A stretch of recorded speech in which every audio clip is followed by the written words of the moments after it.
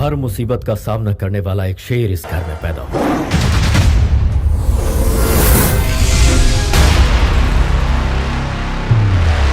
अभी तक लीडर पैदा हुए हैं, रूलर पैदा हुए हैं, लेकिन फर्स्ट टाइम इतिहास को रचने वाला पैदा हुआ है।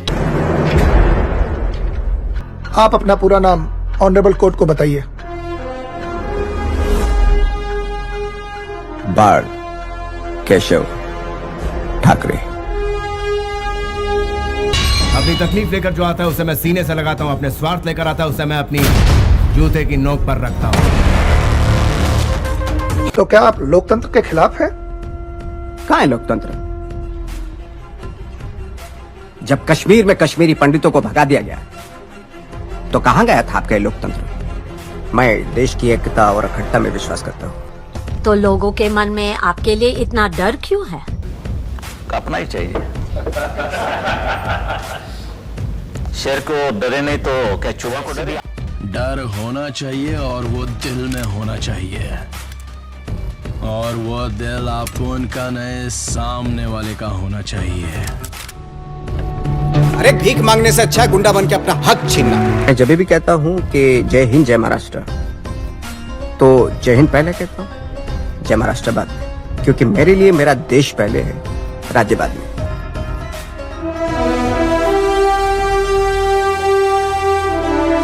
हिंदुस्तान के महानेता सर सेनापति बाला साहब ठाकरे। सर सेनापति बाला साहब ठाकरे।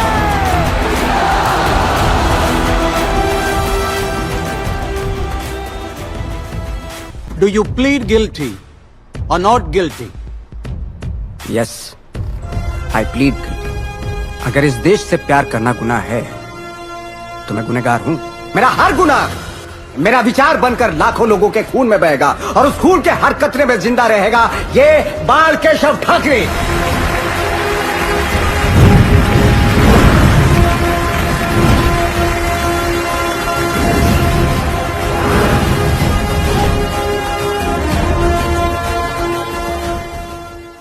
दोस्तों, ये थग लाइफ है एक ऐसे हिंदू की जो खुलेआम धमकी देता था, एक ऐसा व्यक्ति जो खुद को मैड हिंदू बोलता था, एक ऐसे आदमी की थग लाइफ जिसके दरबार में विरोधी भी हाजिरी लगाते थे। वह चांदी के सिंहासन पर बैठने के शौकीन थे और 1990 में जब कश्मीरी पंडितों को उनके घरों से भगाया जा रहा था, अमरनाथ यात्रा को रोक दिया गया, तब बाला साहब ने दहाड़ लगाई। उन्होंने कहा कि हज के लिए जाने वाले 99% फ्लाइट मुंबई से जाते हैं, देखते हैं यहाँ से कोई कैसे मक्का मदीना जा सकता है। दोस्तों, उनके बयान के वजह से ही अगले दिन से अमरनाथ यात्रा शुरू हो गई थी। दोस्तों, मोदी जी की तरह उनका बिना देखे भाषण देना तथा कभी किसी से मिलने ना जाना बहुत बड़ी खासियत थी। बड़े बड़े बॉलीवुड स्टार उनके घर पे बियर पीने आते थे।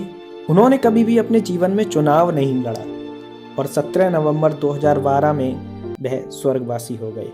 इस दिन दोस्तों मुंबई बंद था। उनकी विदाई में लगभग 5 लाख लोग आए हुए थे। धीमे से एक आवाज उठती थी, बाला साहब। लाखों लोग चिल्लाते थे, अमर रहे। वह इकलौते ऐसे इंसान थे जो न मुख्यमंत्री थे न सांसद थे, पर उन्हें 21 तोपों की सलामी दी गई जो कि देश के राष्ट्रपति या प्रधानमंत्री को मिलती है। यह रुतबा था बाला साहब ठाकरे जी का। इसीलिए वह मेरे जैसे लाखों के आदर्श हैं और रहेंगे। दोस्तों, ऐसे सूरवीर शेर हिंदू का वीडियो शेयर जरूर करिए और उनकी महानता को फैलाइए, क्योंकि आज शिव सैनिक उनके सिद्धांतों को भूल रहे हैं। देखिए वीडियो को और सब्सक्राइब जरूर कर देना। धन्यवाद। आपको अभी ताज़ा उदाहरण देता हूं। जब 6 दिसंबर को अयोध्या में बाबरी मस्जिद का ढांचा गिराया गया तो शिवसेना ने सबसे आगे जाकर के झंडा गाड़ दिया, हमने गिराया, और उसको बड़े गौरव से उसको ओन किया। गौरव तो है ही, बिल्कुल, इसमें कोई शर्म की बात नहीं है। मैंने तो कहा दिया, साफ कह दिया। कभी भी किसी का हुलिया देख के उसकी औकात का अंदाजा नहीं लगाने का, क्योंकि ऐसा आदमी बहुत खतरनाक होता है। हुलिया ही बदल डालता है। मेरे में और आरएसएस में एक ही फर्क है, जैसे कि शिवसेना और आरएसएस में, कि मैं हिंदुओं में मिलिटेंसी चाहता हूँ, आनी चाहिए। अभी तो मुझे मिलिटेंट हिंदू चाहिए, बिल्कुल मिलिटेंट हिंदू चाहिए। हिंदू युवा बानी बंदूक बांटेगी। आप ये बोलते हैं मेरा ये वक्तव्य नहीं, लेकिन अगर रक्षा के लिए आवश्यक होगा तो बांटना चाहिए बंदूक। बिल्कुल, अगर एक हिंदू को मारेंगे तो 100 को हम भी मारेंगे। शीशे काले, मेरे पीछे पीछे लगे 24 घंटे पुलिस वाले।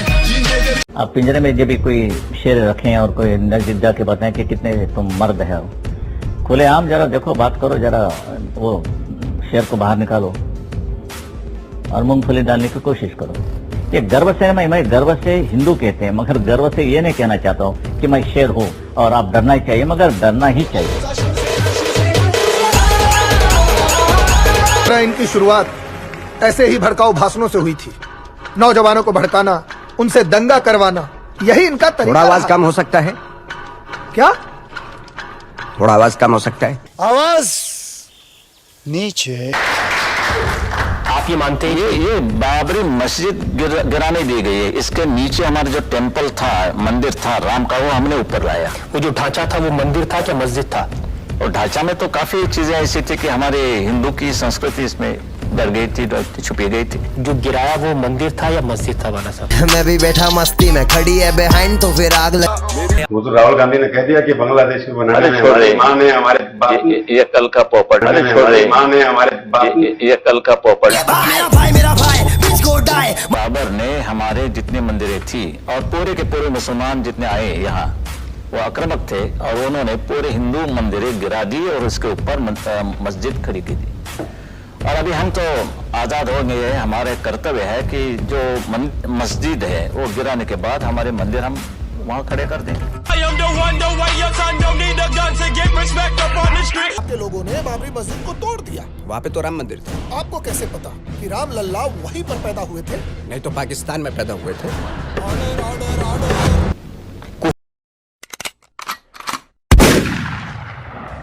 आखिर हिंदू मरे मुसलमान मरे, खून तो इंसान का बहता है। वो क्या मानते हैं इस पर हमारी पूरी एक्शन कार्रवाई मुनसर होती है। तो आप रिएक्शनरी हम क्या मार खाते रहेंगे? बम फटने के बाद हम क्या हाथ जोड़ेंगे? भाई क्या आवाज था। Harmanım, baba nerede çarşafım? Gördüğüm bu paketler benim dermanım. Hoppa yavaş. जो मेरे कंधे पे है ना, वो तुम्हारा लोकतंत्र है। मैं अगर अकेला भी रह गया ना, तो लाखों लोगों को इकट्ठा करने की ताकत आई जगदंबे ने मुझे दी है। खरं सांगायचं म्हणजे जरा विचार करा, आपला नक्की शत्रू कोण? मी तर म्हणेन मुसलमानांपेक्षा हिंदूच हिंदूंचे शत्रू आहेत। आपको क्या चाहिए? हिंदू राष्ट्र चाहिए? मटर राष्ट्र चाहिए? कोणाची परवानगी घ्यायची? हे हिंदूच राष्ट्र आहेत। हिंदुस्थानात हिंदू राष्ट्र नसेल तर काय पाकिस्तानात? गलबात खासी पूरी बदमाशी गुंडियां दे चीफ नाही ते दिल्लीमध्ये बसलेले हिजडे त्या यासीनला सोडून गेला। यासीन बसला कशाकरता? यासीन कोण? तो JKL जो म्हणून ती आहे फ्रंट तिकडूनची काश्मीरमध्ये, म्हणजे अतिरेक्यांची, त्यांचा प्रमुख। बरोबर त्याच्या मागे लगेच खटल्याचा ससेमिरा लागतो आणि या भडवा यासीन पाकिस्तानचा अतिरेकी तिथे येऊन तुमच्या महात्मा गांधींना शिव्या देतो। तू म्हणतो चापणे वागतो, सैन्य मागे घेतो, खंदक बुजवतो, पण मरू नकोस। हे राज्य करते इतक्या नागडीपणाने राज्य कारभार ह्या देशाचा चाललेला आहे। भ्रष्टाचार होणार नाही तर काय होणार? तेरा बाप आया। अगर वो नमाज पढ़ेंगे सड़क पे तो फिर आप कहेंगे मां आरती होना चाहिए सड़क पे। वो कहेंगे कि पाकिस्तान डे सेलिब्रेशन में कोई जाएगा तो उसके खिलाफ आंदोलन करेंगे।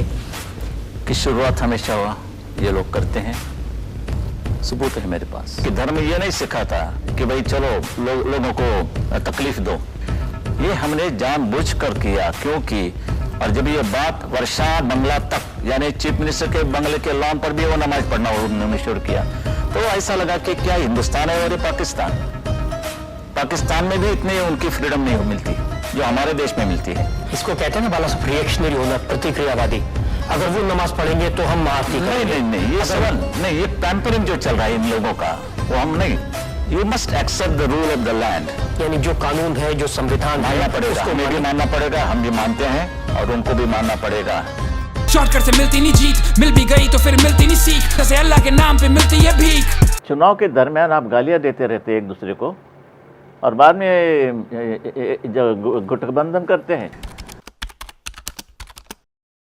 भाई ये चलने वाला है तो दुकान बंद कर दूंगा मैं दुकान बंद कर दूंगा। मैं कहता हूँ ये मैं मेरी शिवसेना की कांग्रेस नहीं होना दूंगा, नहीं, कभी नहीं। और मुझे जब ये मालूम होगा कि हो रही है तो I will close my shop. आज जो मान सम्मान तुम्हें मिल रहा है शिवसेना के नाम पर मिल रहा है, हिंदुत्व के लिए मिल रहा है, भगवा झंडा के लिए मिल रहा है, इससे गद्दारी करना चाहते हैं या कोई हरामखोरी मारामारी, तो हमारे इधर मैंने ये झंझट नहीं रखा है, बिल्कुल नहीं, ना रखूँगा। गर्व से कहो हम हिंदू है, इस पावन धरा के बिंदु है, जहाँ प्रभु राम ने जन्म लिया उस सिंधु माता के कुंभ है। तो दोस्तों ये वाला आपको वीडियो कैसा लगा मुझे कमेंट करके बता दीजिए, और बेस्ट पार्ट आपका क्या था ये भी कमेंट कर दीजिए। साथ के साथ दोस्तों से लाइक सब्सक्राइब शेयर करना मत भूलना, क्योंकि आपका एक एक कमेंट मेरा हौसला बढ़ाता है। तो कमेंट लाइक सब्सक्राइब जरूर करना। जय श्री राम।